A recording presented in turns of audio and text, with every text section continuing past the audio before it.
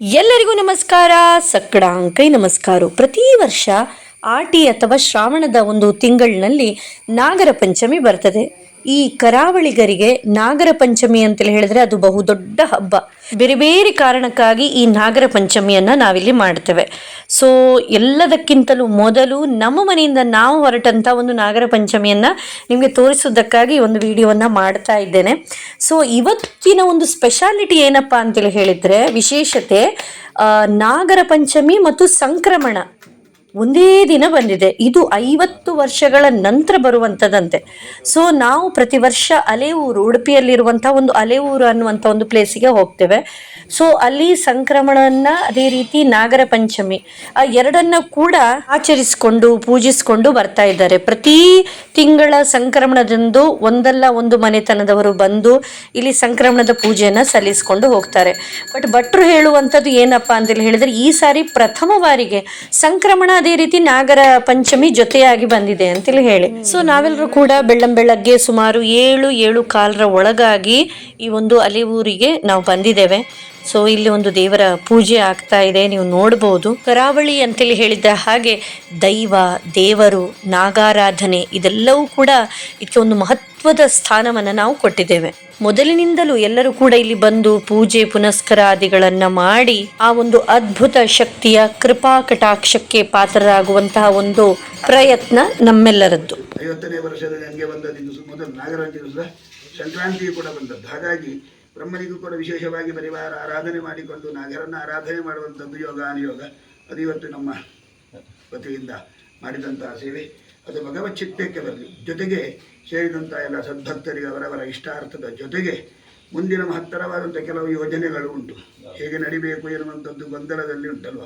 ಒಂದು ದಾರಿಯಲ್ಲಿ ಹೋಗುವಾಗ ಮತ್ತೊಂದು ದಾರಿಯನ್ನು ತಪ್ಪಿಸಿ ಇಂಥದ್ದೆಲ್ಲ ಏನೆಲ್ಲ ಅದು ಅವನ ಇಚ್ಛೆ, ಗೊತ್ತಿಲ್ಲ ಏನು ಅಂತ ಗೊತ್ತಿಲ್ಲ. ಎಲ್ಲವನ್ನು ಕೂಡ ಸಾಂಗವಾಗಿ ಆದಷ್ಟು ಬೇಗ ನೂತನವಾದಂತಹ ಗರ್ಭಗುಡಿಯಲ್ಲಿ ಭಗವಂತನನ್ನ ಪ್ರತಿಷ್ಠಾಪನೆ, ಬ್ರಹ್ಮಕುಂಭಾಭಿಷೇಕವನ್ನು ಮಾಡುವಂತಹ, ಮುಂದಿನ ಮಾಸ ಪರ್ಯಂತ ವಿಶೇಷವಾಗಿ ಆರಾಧನೆ ಮಾಡತಕ್ಕಂತಹ ಯೋಗದ ಜೊತೆಗೆ ನೋಡ್ತಕ್ಕಂತಹ ಕಣ್ಣಿಗೆ ಹಬ್ಬವನ್ನು ಭಗವಂತ ಅನುಗ್ರಹ ಮಾಡುವುದರ ಮುಖೇನ ಸಮಸ್ತ ಭಕ್ತ ಜನರ ಜೊತೆಗೆ ಯಜಮಾನ ವರ್ಗಕ್ಕೆ ಬರತಕ್ಕಂತಹ ಆಪತ್ತುಗಳನ್ನು ಪರಿಹಾರ ಮಾಡಿಕೊಟ್ಟು ನಿತ್ಯ ಮಾಂಗಲ್ಯವನ್ನು ಅನುಗ್ರಹಿಸಬೇಕು ಅಂತ ಧ್ಯಾನಾವಸ. ಸೊ ಇವತ್ತಿನ ದಿನದಲ್ಲಿ ನಮ್ದು ಒಂಥರ ಟೆಂಪಲ್ ರನ್ ಆಗಿದೆ. ಬಹಳಷ್ಟು ನಾವು ನಾಗಾರಾಧನೆಗೆ, ಅದೇ ರೀತಿ ದೇವಸ್ಥಾನಕ್ಕೆ ಎಲ್ಲವೂ ಕೂಡ ಹೋಗಿದ್ದೇವೆ. ಈ ಸರಿ ಫಸ್ಟ್ ಟೈಮ್ ಅಂತ ಸಂಕ್ರಮಣ ಮತ್ತಿದು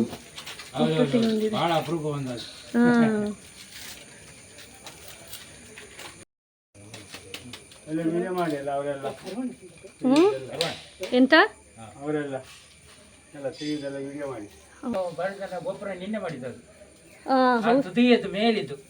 ಹೌದಾ? ಈ ನಾಗಾರಾಧನೆಗೆ ಇಷ್ಟೊಂದು ಮಹತ್ವವನ್ನು ಯಾಕೆ ಕೊಡ್ತಾರೆ ಅಂತೇಳಿ ಹೇಳಿ ಚಿಕ್ಕಂದಿನಿಂದಲೂ ನಾವು ಹಿರಿಯರಲ್ಲಿ ಕೇಳಿದಾಗ ಅವರು ನೀಡಿದಂತಹ ಉತ್ತರಗಳು ಹಲವಾರಿತ್ತು. ಅದರಲ್ಲಿ ನನಗೆ ನೆನಪಿದ್ದದ್ದು ಒಂದಷ್ಟು ವಿಷಯಗಳನ್ನು ನಿಮ್ಮ ಜೊತೆ ಹಂಚಿಕೊಳ್ತಾ ಇದ್ದೇನೆ. ಮೊದಲನೇದು ಏನಪ್ಪಾ ಅಂತೇಳಿ ಹೇಳಿದ್ರೆ, ಹಿಂದಿನ ಕಾಲದಲ್ಲಿ ಹೆಚ್ಚಿನವರು ತಮ್ಮ ಜೀವನೋಪಾಯಕ್ಕೆ ಬೇಸಾಯವನ್ನ, ಕೃಷಿಯನ್ನ ಇದನ್ನೇ ಮಾಡ್ಕೊಳ್ತಾ ಇದ್ರು. ಸೊ ತೋಟ ಗದ್ದೆ ಎಲ್ಲರ ಮನೆಯಲ್ಲೂ ಕೂಡ ಕಾಮನ್ ಆಗಿ ಇರ್ತಾ ಇತ್ತು. ಸೊ ಆ ಒಂದು ಸಮಯದಲ್ಲಿ ಅವರು ಆ ಒಂದು ಕೆಲಸವನ್ನ ಮಾಡುವಾಗ ಅವರಿಗೆ ಒಂದು ನಾಗದೇವರ ಆಶೀರ್ವಾದ ಇದ್ದಲ್ಲಿ ಯಾವುದೇ ಸರೀಸೃಪಗಳು ಕಚ್ಚಿ ಸಾವು ಸಂಭವಿಸುವುದಿಲ್ಲ ಅನ್ನುವಂಥ ಒಂದು ಭಾವನೆ. ಅದೇ ರೀತಿ ಸಂತತಿ ಇಲ್ಲದವರು ನಾಗದೇವರಲ್ಲಿ ಪ್ರಾರ್ಥಿಸಿಕೊಂಡಾಗ ಬಹುಬೇಗನೆ ನಾಗದೇವರು ಒಂದು ಸಂತತಿಯನ್ನ ಕರುಣಿಸ್ತಾರೆ, ವಂಶ ಮುಂದುವರಿತದೆ ಅನ್ನುವಂತಹ ಒಂದು ಭಾವ. ಇನ್ನು ಒಳ್ಳೆಯ ಮಳೆಗೆ, ಬೆಳೆಗೆ ಕೂಡ ಈ ನಾಗದೇವರನ್ನ ಆರಾಧಿಸ್ತಾರೆ. ಇನ್ನು ಜಾತಕದಲ್ಲಿಯೂ ಕೂಡ ಏನಾದರೂ ದೋಷಗಳೆಲ್ಲ ಇದ್ದಾವಾಗ ನಾವು ಮೊರೆ ಹೋಗುವಂಥದ್ದು, ಪೂಜಿಸುವುದು, ಪ್ರಾರ್ಥಿಸುವಂಥದ್ದು ನಾಗದೇವರನ್ನ. ಹೀಗೆ ಅತ್ಯದ್ಭುತವಾದಂತಹ ಶಕ್ತಿಯನ್ನು ಹೊಂದಿರುವಂತಹ ನಾಗದೇವರಿಗೆ ಹಳದಿಯನ್ನ, ಅರಳನ್ನ, ಜೇನನ್ನ, ಶಿಯಾಳವನ್ನ, ಅಡಕೆ ಮರದಲ್ಲಿ ಆಗುವಂತ ಒಂದು ಹೂವಿದೆ ಅಲ್ಲ, ಅದಕ್ಕೆ ಪಿಂಗಾರ ಅಂತೇಳಿ ಹೇಳ್ತೇವೆ ಅದನ್ನು, ಅದೇ ರೀತಿ ಶುದ್ಧ ದೇಸಿ ಹಾಲನ್ನ, ತುಪ್ಪವನ್ನು, ಈ ರೀತಿ ಇದನ್ನೆಲ್ಲ ಅರ್ಪಣೆ ಮಾಡ್ತಾ ಶ್ರದ್ಧಾ ಭಕ್ತಿಯಿಂದ ಪ್ರಾರ್ಥಿಸ್ತಾ ನಾವು ಇಂದಿನ ದಿನವನ್ನು ಕಳಿತೇವೆ. ವಿಶೇಷವಾಗಿ ಭಟ್ರು ಎಲ್ಲ ಬೆಳ್ಳಂಬೆಳಗ್ಗೆ ಈ ನಾಗಪೂಜೆಗೆ ನಾಗವನಕ್ಕೆ ಬರ್ತಾರೆ. ನಾಗದೇವರು ಅಂತೇಳಿ ಹೇಳಿದ ಹಾಗೆ ನಿಮ್ಗೆಲ್ಲರಿಗೂ ಗೊತ್ತಿರ್ಬೋದು, ಅದು ಯಾವುದೇ ಪೇಟೆಯ ಮಧ್ಯದಲ್ಲಿ ಇರುವಂಥ ದೇವಸ್ಥಾನದ ಹಾಗಲ್ಲ.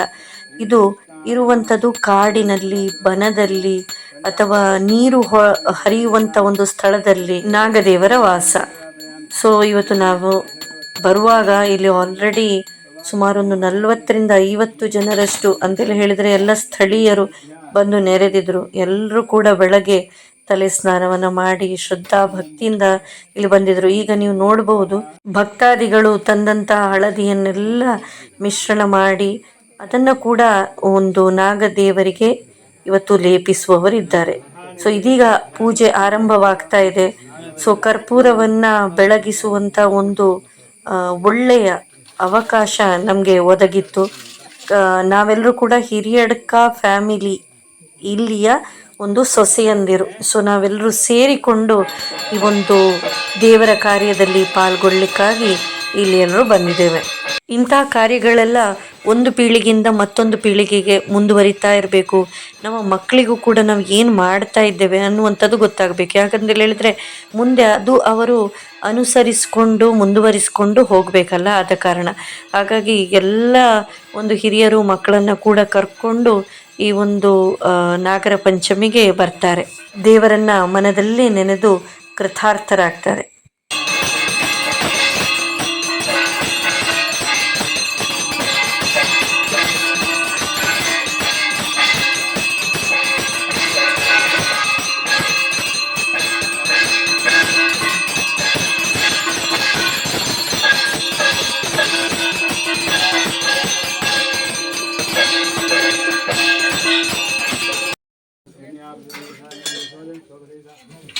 ಜನ ಸಂತ ನಿರ್ಭಯ ಈ ಸೈಡ್ ಬಲ ಬೆತ್ತರಿ ಗೊತ್ತಿಲ್ಲ ಜ್ಞಾನ ಬಂದಿದ್ದ ಆಯ್ತು ನಮ್ಮ ಮುತ್ತ ಮೇಡಮ್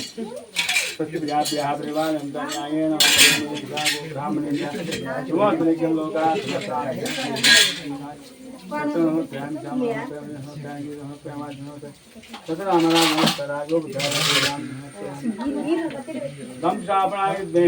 ಭೋಗ ಸಣ್ಣ ಸತ್ವ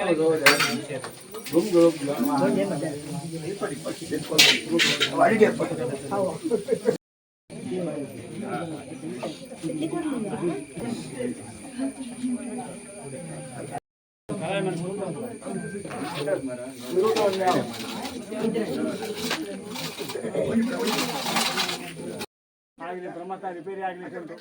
ಅದಕ್ಕೆ ಬೇಕಾದಾಗ ಧನುಸ ಜನಸ ಎಲ್ಲ ಪರವಾಗಿ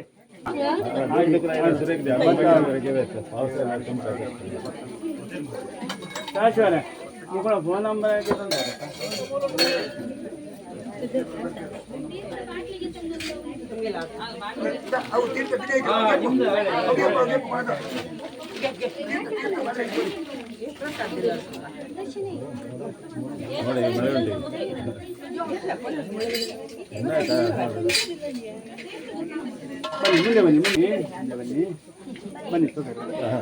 ಪೂಜೆ ಎಲ್ಲ ಮುಗ್ದಾದ ಮೇಲೆ ಸಂಕ್ರಮಣದ ಪ್ರಸಾದವನ್ನು ಕೊಡ್ತಾರೆ ಅಂತಲೇ ಹೇಳಿದ್ರು. ಈ ಪ್ರಸಾದನವನ್ನು ಅಂತೂ ನಾನು ವರ್ಷವೂ ಮಿಸ್ ಅಂತೂ ಮಾಡೋದಿಲ್ಲ. ಯಾಕಂತ ಹೇಳಿದ್ರೆ ನನಗೆ ತುಂಬ ಇಷ್ಟ. 2 ಕಾರಣಕ್ಕಾಗಿ. ಒಂದು, ದೇವರ ಪ್ರಸಾದ ತಗೊಳ್ಳೇಬೇಕು ಅನ್ನುವಂಥದ್ದು. 2ನೇ ಕಾರಣ ಏನಪ್ಪ ಅಂತ ಹೇಳಿದ್ರೆ ನನಗೆ ಇಷ್ಟದ ಪ್ರಸಾದ ಅರಳು ಬೆಲ್ಲವನ್ನೆಲ್ಲ ಹಾಕಿ. ಸೊ ಇದರದ್ದು ಒಂದು ಬೇರೆ ಟೇಸ್ಟ್. ಸೊ ಸಂಕ್ರಮಣದಂದು ಈ ಪ್ರಸಾದ ನಮ್ಮ ಮನೇಲಿ ಯಾರು ತಿನ್ನುವವರ ಅಷ್ಟೊಂದು ಡಿಮಾಂಡ್ ಇಲ್ಲ. ನಾನಂದು ಇದನ್ನು ಪ್ರತಿ ಸಾರಿ ಒಂದು ಗಮ್ಮತ್ತು ಸರಿ ತಿನ್ಲಿಕ್ಕುಂಟು. ಆ್ಯಕ್ಚುಲಿ ಪ್ರಸಾದ ಲೆಕ್ಕದೆ ತಿನ್ನಬೇಕು, ಬಟ್ ನಂಗೆ ಇದಂತೂ ತುಂಬ ಇಷ್ಟ. ಬಂಗಾರಪ್ಪ ಮಕ್ಕಳ ಭಯಂಕರ್ತ ಮಾರಿ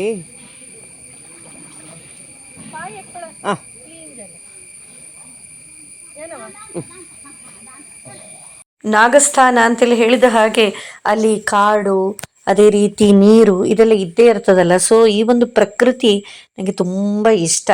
ಸೊ ಎಲ್ಲವೂ ಈಗ ಮುಗ್ದಿದೆ. ಇದೀಗ ನಾವು ಬೇರೆ ಕಡೆ ಹೋಗೋರಿದ್ದೇವೆ. ಅದಕ್ಕಿಂತ ಮೊದಲು ಒಂದು ಫೋಟೋ ತೆಗಿಬೇಕಲ್ವಾ. ಸೊ ಎಲ್ಲರನ್ನ ನಿಲ್ಲಿಸಿ ಕಡೆಗೆ ನಮ್ಮ ಒಂದು ಫೋಟೋ ಬಂದದ್ದು ಹೀಗೆ. ಭಟ್ರಿಗೆ ದಾನ ಯಾಕೆ ಕೊಡಬೇಕು ಅನ್ನುವಂಥ ವಿಚಾರ ನಮ್ಮಲ್ಲಿ ಬಂತು. ಸೊ ಇದಕ್ಕೆ ನನ್ನ ಮೈದುನ ಏನೋ ಒಂದು ಉತ್ತರವನ್ನು ಕೊಡ್ತಾ ಇದ್ದಾರೆ, ಕೇಳಿಸ್ಕೊಳ್ಳುವ. ಈಗ ನಮಸ್ಕಾರ ಎಲ್ರಿಗೂ. ಈಗ ದಾನ ಅಂತ ಬಂದಾಗ ನಾವು ಯಾವಾಗಲೂ ಬ್ರಾಹ್ಮಣರಿಗೆ ಇಲ್ಲ ಭಟ್ರಿಗೆ ಎಲ್ಲಿ ದಾನ ಅಂತ ಕೊಡ್ತೇವೆ. ಸೊ ದಾನ ಅಂದರೆ ಭಟ್ರಿಗೆ ಯಾಕೆ ಕೊಡಬೇಕು ಬೇರೆ ಯಾರಿಗೆ ಕೊಟ್ಟು ದಾನ ಆಗೋದಿಲ್ವ ಅದು. ಬಟ್ ಅದು ನಮ್ಮ ಶಾಸ್ತ್ರದ ಪ್ರಕಾರ ಇಲ್ಲ. ಸೊ ನಾವು ಯಾರಿಗಾದರೂ ದಾನ ಕೊಟ್ಟರೆ ಅದನ್ನು ಅಥವಾ ಇದು ಬ್ರಾಹ್ಮಣರ ಬಿಟ್ಟು ಬೇರೆ ಯಾರಿಗಾದರೂ ದಾನ ಕೊಟ್ಟರೆ ಸೊ ಅದು ಒಂಥರ ಋಣ ಇದ್ದಾಗೆ. ಸೊ ಅವರು ಮುಂದಿನ ಜನ್ಮದಲ್ಲಿ ಅದನ್ನು ಆ ಋಣವನ್ನು ಅವರು ತೀರಿಸಬೇಕು ನಮಗೆ. ಸೊ ನಾವು ಕೊಟ್ಟಿರೋ ಏನು ದಾನ ಇರುತ್ತೆ ಸೊ ಅದರದ್ದು ಋಣನ ಅವ್ರು ತೀರಿಸಬೇಕು. ಬಟ್ ಬ್ರಾಹ್ಮಣರಿಗೆ ಆ ಥರ ಅಲ್ಲ. ಬ್ರಾಹ್ಮಣರಿಗೆ ಕೊಟ್ಟರೆ ಅದು ಸಂದ ಹಾಗೆ. ಸೊ ನಾವು ಕೊಟ್ಟ ದಾನ ಅದು ಅವರಿಗೆ ತಲುಪಿದ ಹಾಗೆ. ಸೊ ಎಕ್ಸಾಕ್ಟ್ ಮೀನಿಂಗ್ ಅದು ದಾನ ಅಂತ ಹೇಳಿದರೆ ಅದಕ್ಕೋಸ್ಕರ ನಾವು ದಾನವನ್ನು ಬ್ರಾಹ್ಮಣರಿಗೆ ಕೊಡೋದು. ಇದು ವಿಷಯ ನನಗೆ ಈಗಷ್ಟೇ ಗೊತ್ತಾಯಿತು. ನೆಕ್ಸ್ಟ್ ನಾವು ಅಲೆಯೂರಲ್ಲಿ ಇರುವಂಥ ಒಂದು ದುರ್ಗಾ ಪರಮೇಶ್ವರಿ ದೇವಸ್ಥಾನ ಅಂತೇಳಿ ಹೇಳಿ ಉಂಟು. ಸೊ ಅಲ್ಲಿಗೆ ಬಂದಿದ್ದೇವೆ. ಬಂದ ಹಾಗೆ ಒಂದು ಕುಂಕುಮಾರ್ಚನೆ ಸೇವೆಯನ್ನು ಮಾಡಿಸೋಣ ಅಂತೇಳಿ ಹೇಳಿ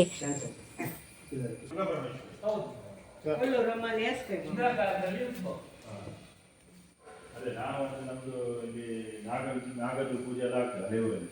ಹಾಗೆ ಬಂದಾಗೆ ನಾವು ಇಲ್ಲಿ ದೇವಸ್ಥಾನಕ್ಕೆ ಬಂದು ಹೋಗುದು ಪ್ರತಿ ವರ್ಷ. ಪ್ರತಿ ವರ್ಷ ಬರ್ತೇವೆ ನಾವು. ಇದು ಕೊಲ್ಲೂರ್ದು ದೇವಿ ಅಂತ ಹೇಳ್ತಿದ್ರು.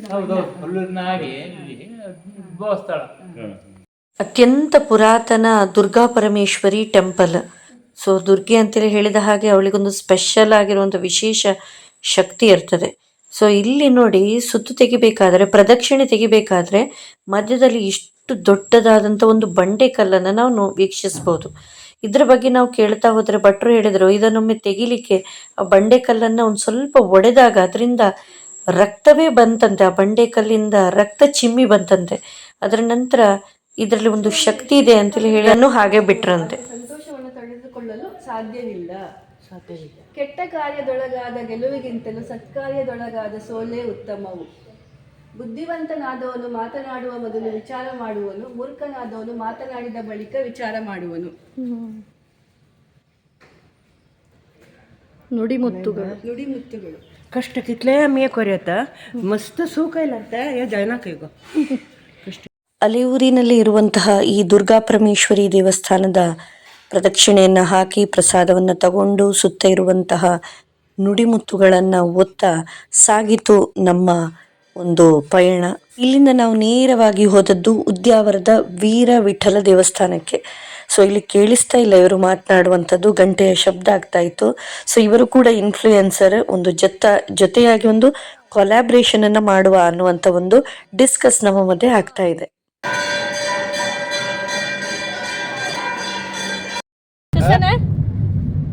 चार गोळी बोल खाऊचे होतो आणि एक वाजून दाबीचे सकाळी मागीर तूं संजे वता कसं पोटा खावपा म्हणलो इत्याक म्हळ्यार ते गोळी बोल घालची खंयची पीठ मैदा मैदा मैदा ते घालत आसता ते उद्दा पोट भितर फुलता सोडा कारवा हय हे फुल्ल पोट बरें आसता.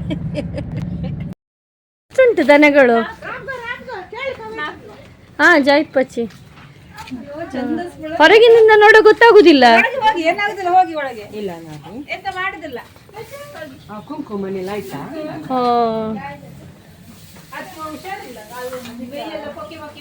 ನಾಲ್ಕುಂಟಲ್ಲ ಖವೈ ಖವೈ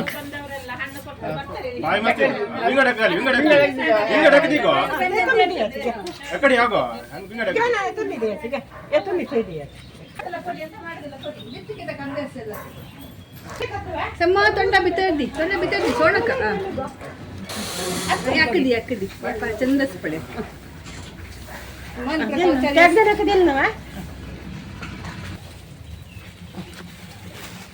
ಎಂತದ್ದು ಅಕ್ಷರ ಕೊಟ್ರೆ ಕೊಡಿ ಕೊಡಿ ಅಂತ ಹೇಳ್ತದೆ. ತಿಂತದೆ ಅಲ್ಲ, ಹೂ ಸಮೇತ ತಿಂದಿದ್ದಾಳೆ. ಆಗುದಿಲ್ಲಲ್ಲ ಮೂಗಿನ ಅಲ್ಲ ಮೂಗಿನ ಒಳಗೆ ಹೋಗಿದೆ ಅರಳು ಕಸ ಖರ್ಚತ್ತ ಒಳ್ಳೆ ಒಳ್ಳೆ ಶಿಂಗ್ತಲ್ತೆ ಶಿಂಗ್ತಾನ್ ಒತ್ತಲ್ಲ ಜಲ್ನವ ಬೈ ಪಚಾವ ದೇವಸ್ಥಾನಕ್ಕ. ಹಂಗೆ ಗರಂ ಆಗಿ ಈಗ ನಾವು ಬಂದಿದ್ದೇವೆ ಹಿರಿಯಡ್ಕ ದೇವಸ್ಥಾನಕ್ಕೆ. ಇಲ್ಲಿ ಬಂದ ಹಾಗೆ ಒಂದು ಗೋಶಾಲೆ ನಮಗೆ ಸಿಕ್ಕಿತ್ತು ಅಂತೇಳಿ ಹೇಳಿ ಅಲ್ಲಿ ದನಗಳಿಗೆ ಒಂದಷ್ಟು ಬಾಳೆಹಣ್ಣನ್ನು ತಿನ್ನಿಸಿ ಹೋಗುವ ಅಂತೇಳಿ ಹೇಳಿ ಬಂದಿದ್ವಿ. ಸೊ ಇಲ್ಲಿ ಬಂದರೆ ಭಕ್ತ ಜನರ ಸಾಗರವೇ ಇತ್ತು. ಅದೇ ರೀತಿ ಪೂಜೆ ಕೂಡ ಚೆನ್ನಾಗಿ ನೋಡಲಿಕ್ಕೆ ಆಯಿತು.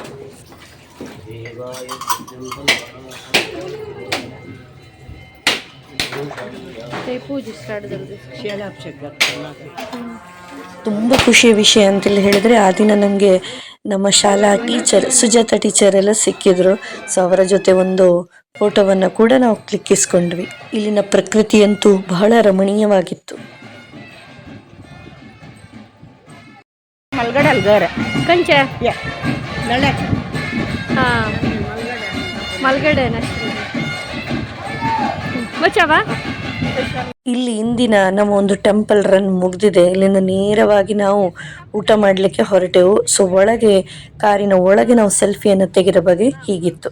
ಅಂತೂ ಇಂತೂ ಇಂದಿನ ದಿನ ಧಾರ್ಮಿಕವಾಗಿ, ಆಧ್ಯಾತ್ಮಿಕವಾಗಿ, ಅದೇ ರೀತಿ ಕೌಟುಂಬಿಕವಾಗಿ ಪ್ರತಿಯೊಂದು ದೃಷ್ಟಿಯಲ್ಲೂ ಕೂಡ ಅತ್ಯುತ್ಕೃಷ್ಟವಾಗಿತ್ತು. ಅಲ್ಲಲ್ಲಿ ಚಿಕ್ಕಪ್ಪನ ನಗೆ ಚಟಾಕಿಗಳು ನಮಗೆಲ್ಲೂ ಸುಸ್ತನ್ನು ಒಂದು ಫೀಲೇ ಮಾಡಿಸ್ಲಿಲ್ಲ.